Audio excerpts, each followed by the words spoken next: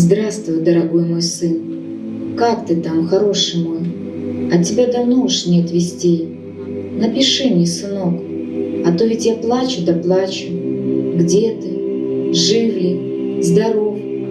За нас не волнуйся, воюй спокойно. Мы здесь тоже бьем по врагу, только работай. Я, родную мою, взяла себе нынче за правило вечером после фабрики еще по паре шаровар нашивать, и сколько смогу гимнастерок. Потихоньку и младшенькие ремесло освоили. Мишка уже ловко нитку в иголку продевает. А Машенька, сестра, о тебе часто вспоминает да спрашивает, в Туле сейчас поспокойнее. Мы ждем тебя. Домой вернешься, будет нам подмога. Ты только береги себя, молю, ведь ждать осталось, говорят, немного.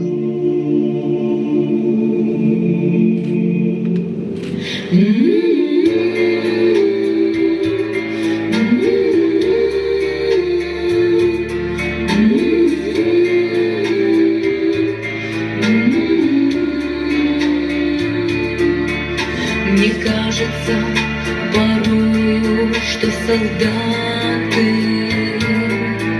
с кровавых не пришедшие полей не землю нашу полегли когда-то, а превратились в белых журавлей. Они до сей поры с времен тех дальних летят и подают нам голоса. Небо домой так часто и печально мы замолкаем, глядя в небеса.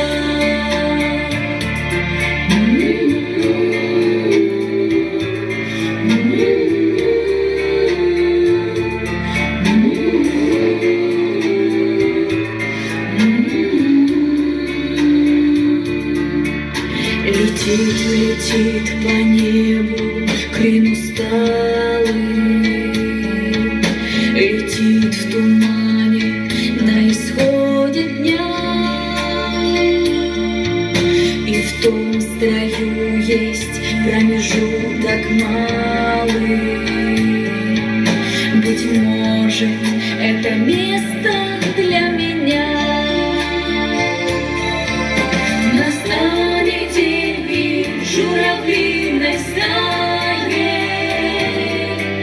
я поплыву в такой же земле.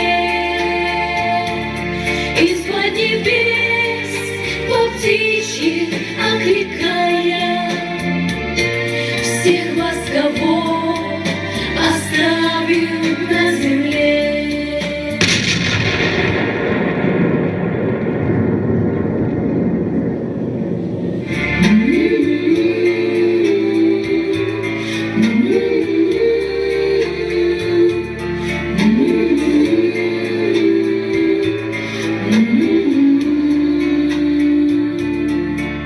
Мне кажется порою, что солдаты с кровавых не пришедшие полей не в землю нашу полегли когда-то, а превратились в